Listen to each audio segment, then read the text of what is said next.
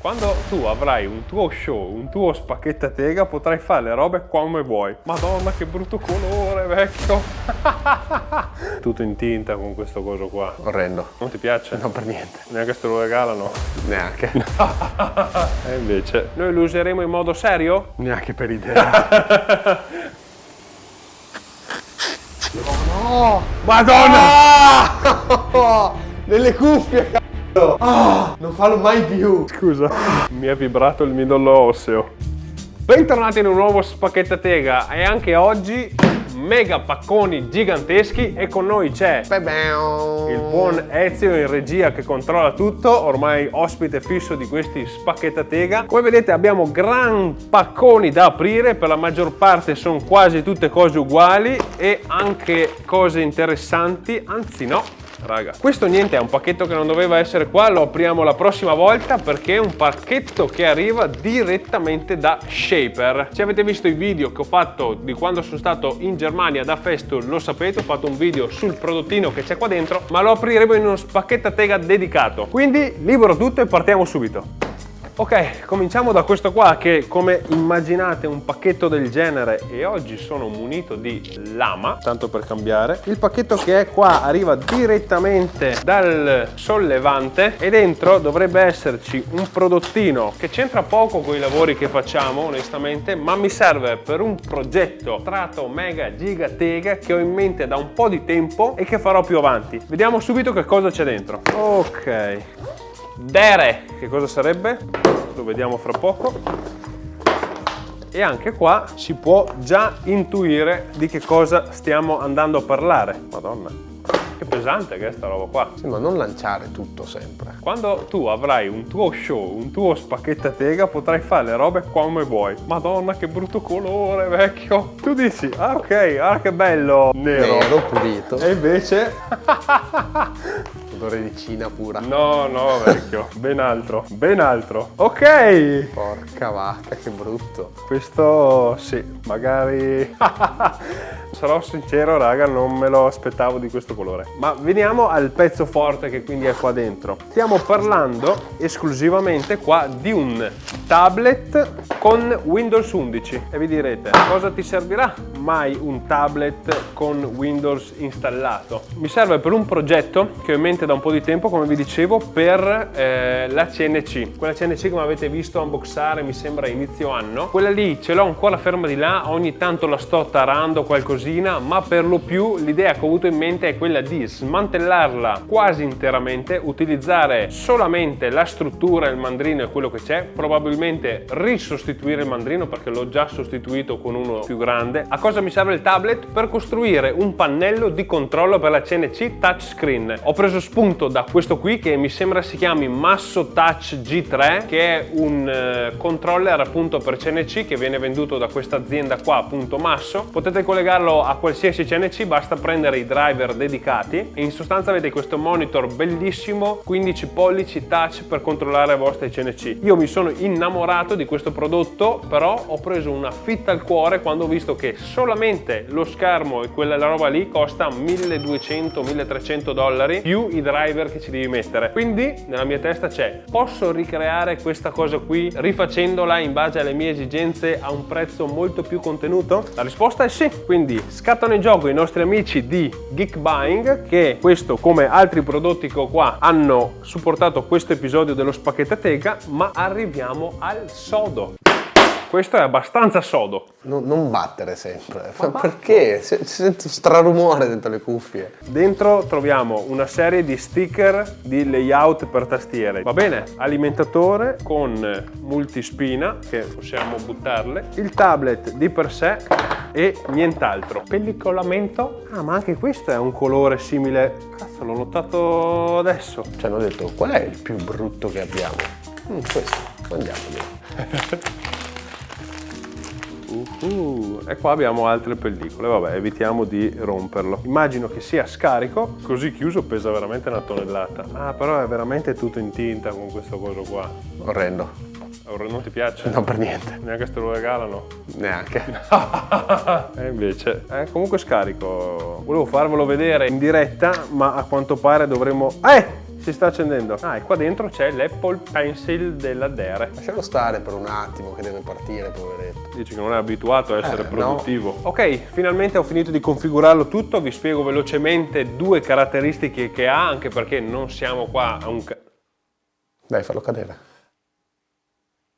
Anche perché qua non siamo in un canale tech e quindi non è proprio questo, ma vi ho spiegato per cosa lo utilizzerò. In genere quindi un tablet, 16 GB di RAM, ha un processore Intel Celeron N509A5 da 2 GHz e 1 TB di memoria interna SSD. Non saprei che altre informazioni vi possono sapere. Windows 11 Pro. Quello che ho fatto per utilizzarlo al meglio è stato installare ovviamente G-Sender, che è quello che utilizzerò per la CNC. Ora vediamo se si apre. Devi avere pazienza. Sì, ma pazienza la lasciamo ai santi. Quando diventerò santo avrò pazienza. Bella. Mai. Comunque questa qua è l'interfaccia di G-Sender. Come vedete si può muovere a piacimento. Ovviamente adesso non c'è nessuna CNC collegata, ma si possono andare a fare tutte quelle operazioni di calibrazione e lavorazioni molto semplici e pratiche, e come software di controllo per la CNC è uno dei programmi che mi sta piacendo molto. Vi posso dare un feedback? Vi darò un feedback. Allora, touch mi sembra reattivo, è sicuramente uno di quelli capacitivi buoni. Ho provato prima la fotocamera, no buena,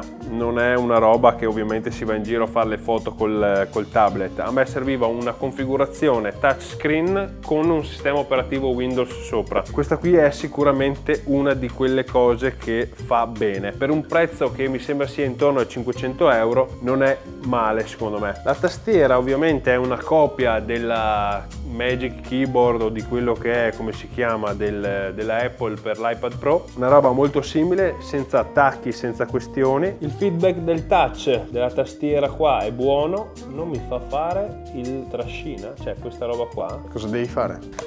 Piano, molto piano. Cosa vuoi fare? Voglio fare questo. Ah, non c'ha il taccino sbirulino? Invece sì. Non lo so, adesso funziona. Anche prima andava, anche prima, ma...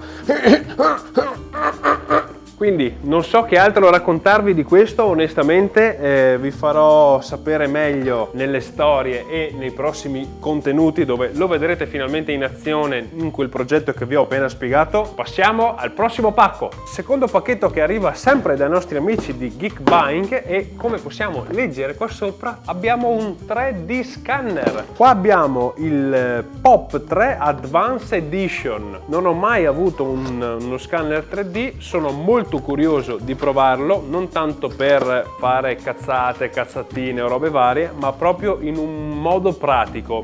O meglio, un esempio di quelle cose che faccio è: ho questo vasetto, mi serve un contenitore per tenerlo così. Ok? Quindi cosa faccio di solito? Mi metto lì, calibro, prendo la misura, e finché si tratta di un cilindro è abbastanza semplice, prendi due misure, l'altezza, e lo puoi ricreare in Fusion in modo da crearci poi attorno quello che ti serve. Se devo andare a fare una protesi, se devo andare a fare qualcosa esattamente per una forma che non è così geometrica, come si fa? Qua scatta in gioco appunto lo scanner 3D. Noi lo useremo in modo serio? Neanche per idea. Ovviamente no, però sono curioso di vedere come funziona. All'interno troviamo il RevoPoint Pop 3 3D Scanner vero e proprio, e troviamo anche il Dual Axis Turntable 2 addirittura, non l'1. Questo ci fa capire che prima c'era l'1. Prima roba che voglio fare è che mi scannerizzi la faccia. Guarda qua che robetta. Oppe! Molto buono. Questo vellutino. Questo no, sembrava quasi, come si dice, Alcantara. Bravissimo, però no, è tipo finta pelle, al cui interno andiamo a trovare, wow, un bel bronzino romano. No! Madonna! Nelle cuffie, non fallo mai più. Scusa, mi è vibrato perfino mi è vibrato il midollo osseo. Questo te lo danno perché così tu puoi fare una prova di scannerizzazione con questo. Madonna che piccolino. Allora quelli piccoli quando sono grandi. È questo? Sì, vecchio, questo è. Madonna, che compatto, non me lo aspettavo. Allora, qua dietro abbiamo USB-C, 3 pulsanti, più e meno play. Qua davanti abbiamo 1, 2, 3 fotocamere e un sensore infrarossi. Molto, molto carino finora. Qua abbiamo una base rotante, USB-C, on, clockwise, anti-clockwise, velocità e gira. Qui abbiamo questo, che è il suo piedistallo con prolunghino. C'ha l'attacco GoPro, quindi può essere sicuramente un accessorio buono anche per altro. Mentre da questa parte, madonna quante robe, c'è un sacco di roba. Qui abbiamo il porta telefono, power bank handle, che spiega esattamente ciò che è. Ah, perché qua c'ha gli output USB-C e USB. Carino! Ah, perché tu fai così, metti questo qua sotto. Figo. E poi si collega. Ah, che robetta. All'interno poi troviamo, va bene, istruzioni che adesso andiamo a leggerci. QR code per scaricare l'app, penso. Mi sembra di aver capito che funziona sia con l'app sia da computer, quindi andremo a vedere entrambe le soluzioni. Qua dentro ci sono appunto un po' di accessori per andare a migliorare la scannerizzazione, ovvero questi puntini qua, un po' di colla e un black sheet, un telo nero. Penso che serva per andare a mascherare. Noi mettiamo questo, al di sotto di questo andiamo a mascherare la superficie, così non ci scannerizza anche la base. Passiamo invece al tavolo rotante. Possiamo costruire un tavolo rotante, sarebbe molto figo. Dici magari, oh, passami la fetta di pizza. Arriva di là finché uno sta mangiando e toglie il piatto. Tappetini, puntini, una gomma che non so bene per cosa, le istruzioni ovviamente. Ah, il tappetino molto probabilmente per questo. Ah, ma dai, si inclina con i tastini. Puoi inclinarlo da 0 a più 30 a meno 30. Anche questi hanno optato per l'alimentatore multipresa. E anche queste andranno nel cestino. E avanti con i rifiuti. E avanti con i rifiuti. Non penso mai che andrò tipo in Giappone col mio scanner a dire non c'è nient'altro. Mi sembra un po' rumoroso la situazione, ma tanto dobbiamo solo scannerizzare e noi non fare i video.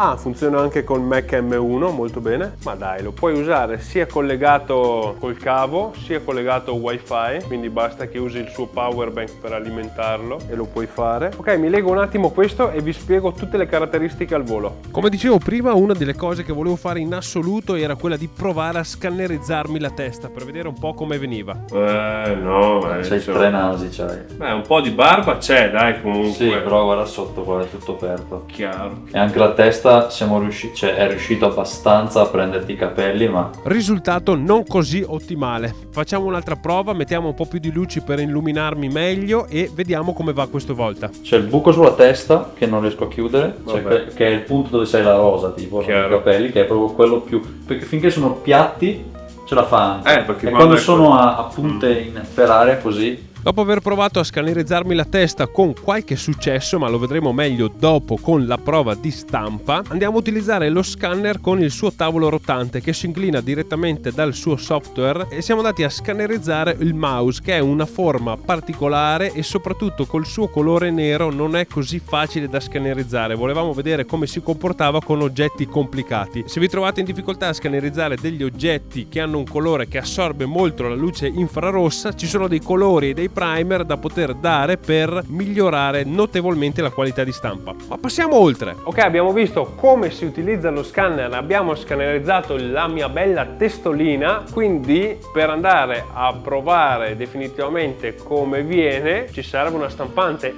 Tu guarda un po', Ezio, che cosa abbiamo qua.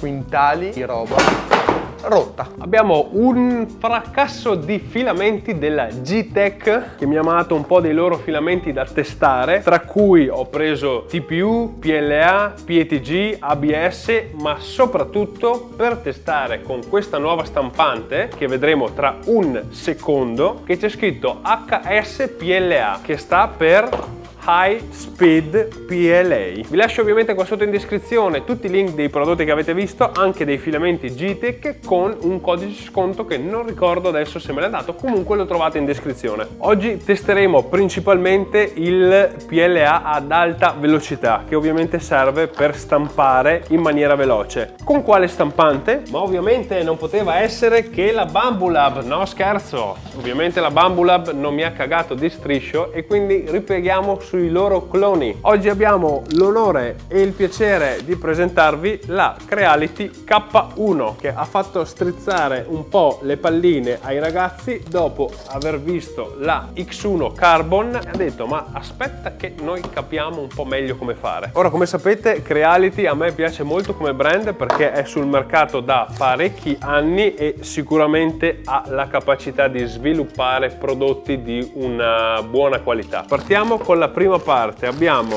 queste bustine qua, a me piacciono moltissimo. Abbiamo un bel coperchio di plastica, manuale con tutte le informazioni, gli sticker di Creality che prova a farla simpatica. Questo è il nostro coperchio che mettiamo da parte e poi niente, c'è praticamente la stampante già assemblata in teoria. Vediamo se riesco a far danni così. Bam! Ma sai che me la immaginavo? È molto compatta, mi sta piacendo. Questa qui va senza ombra di dubbio al posto della LGU 3 Pro, che è quella che utilizzo per la maggior parte, visto che è piccolina, compatta e riesce a stampare bene, ma questa qua sicuramente va più veloce e ovviamente, come sapete, per chi fa prototipazione, la velocità di prototipare quello che ti pare è sicuramente un plus, e una macchina del genere, per il prezzo che ha, perché mi sembra che stia intorno ai 600 euro circa, dipende dagli sconti, dipende dal momento, sicuramente un'ottima cosa. Oltre al fatto che questa è una Core XY, a differenza delle altre che ho avuto che non lo erano, quindi la velocità alta dipende sicuramente anche da questo. Ma perché non andiamo avanti e cominciamo a configurarla? Cavo di alimentazione, questo mi sembra il pomello della porta. Porca voglia, c'è scritto pomello della porta. Non credo. C'è scritto proprio in italiano, pomello della porta. Verrò a controllare. Pommels. Off the portas. Probabilmente c'è un ordine esatto per fare le robe. Ah, aspetta un attimo. Ti dirò, vecchio mio, a me finora sta piacendo. Per quel poco o niente che ho visto. La soddisfazione di questo spellicolamento non è... Ecco.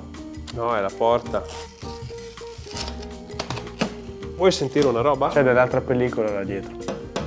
Veramente? Vero vetro temprato questo. Sì, dai, un po' più forte, uguale ma un po' più forte. Tu la devi smettere. Che croccante. Ah, ok. Questo? Non capisco cos'è. Ah, che stupida che sono. È il monitor touch questo. Madonna, che carino.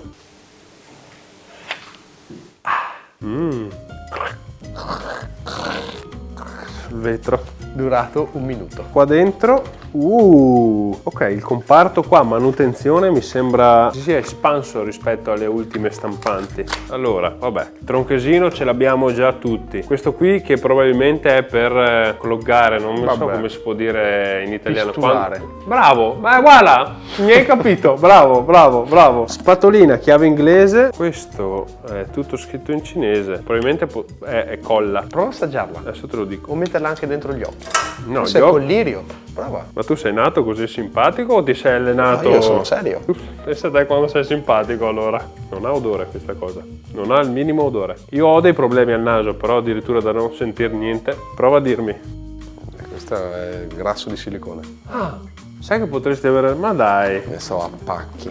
Ah, questa è colla. C'è lo stick classico, chiavetta USB e qua abbiamo varie chiavi per regolazioni, viti così, togliere l'ugello, quindi qua semplicemente c'è la nostra scatoletta delle meraviglie per far manutenzione. Questi a me danno l'idea di essere dei piedini. Questi semplicemente sono dei piedini che vanno sui piedini per svolgono il lavoro dei piedini. Bene, per rendere operativa questa stampante, una volta uscito dalla scatola, bisogna solamente montare lo schermino che ha un connettore per il flat cable e un incastro molto semplice, montare la maniglia della porta e appoggiare i piedini. Successivamente bisogna rimuovere le 3 viti che troviamo a tenere ferme il piatto di stampa per liberarlo, per poterlo far alzare. Questo lo fanno per un discorso di sicurezza durante il trasporto. Ok, adesso inizierà a fare tutti quei controlli automatici, stessa identica cosa delle Bambulab, quindi comincia a scaldare il piatto, scaldare il nozzle, controlla che si scalda, che funziona il nozzle, poi comincerà a muoversi, a tremare, vibra. Qua sta mega vibrando.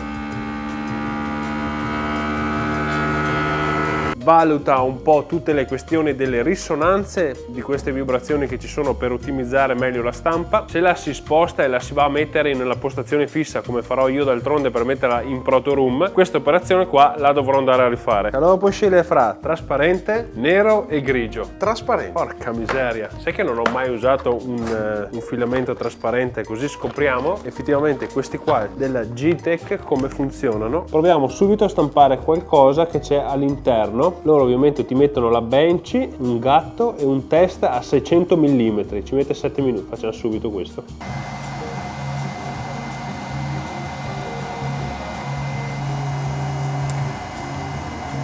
Questi sono 600 mm al secondo. Sta veramente tremando tanto. Madonna! Oddio!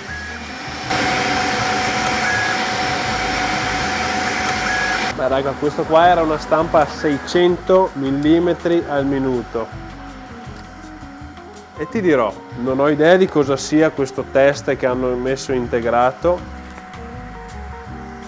Ok, quindi l'aderenza tra un layer e l'altro è spettacolare, molto molto bello, e anche molto molto bello questo filamento qua trasparente. Ok, risultato molto buono. Ora come secondo test veloce proviamo sempre a stampare la Benchy classica e vediamo un po' come viene fuori. Ovviamente Benchy stampata del file direttamente che ti fornisce Creality, stampata in poco più di 15 minuti, adesso non mi ricordo esattamente. Il risultato ovviamente buono, un po' di stringing ma niente di che. Ovviamente non mi sono fermato qua coi test, in un mesetto ho dovuto stampare parecchie cose per alcuni lavori, per clienti e altre questioni, come questa mano qua di Mercoledì Adams che ho stampato come regalo per mia nipote per la festa di Halloween, stampata con 0 supporti, totalmente un'altezza layer normale da 0,2, quindi neanche ultra precisa perché sennò altrimenti la stampa sarebbe durata tantissimo. Il livello di dettaglio a prescindere è impressionante. Per provare al meglio tutti i filamenti G-Tech che mi sono arrivato, ho stampato questo piccolo case che è un porta sample, banalmente è un progetto che ho trovato su Printable, ve lo lascio comunque qua sotto in descrizione. In sostanza tu ti stampi queste piccole targhettine in base al materiale che devi utilizzare, quindi PLA, ABS, PETG, TPU e quello che vuoi, in base al tipo di bobina, del brand, del colore, al tipo di stampante. Dietro mi vado a segnare quello che sono i parametri per stampare al meglio in velocità e temperatura per quella stampante specifica, per cui tutti i test che io ho fatto sono per la K1 e questa qui quindi rimane la scatoletta per i test sulla K1. Man mano che testo materiali avrò sempre un riferimento senza dovermi basare per forza sullo slicer, di cui comunque ho fatto un profilo per ogni materiale. La K1 ha delle piccole differenze rispetto alla K1 Max, banalmente l'area di lavoro, ma anche è dotata di meno accessori come la fotocamera interna che serve sia per controllare le stampe sia per fare la detenzione di errori o pezzi sul piano di stampa, ed è un accessorio fondamentale che vi consiglio assolutamente di comprare a parte come ho fatto, ed è sicuramente uno di quegli upgrade che vanno fatti. Parlando di upgrade, un'altra cosa che non mi è piaciuta è il fatto di mettere la bobina dietro,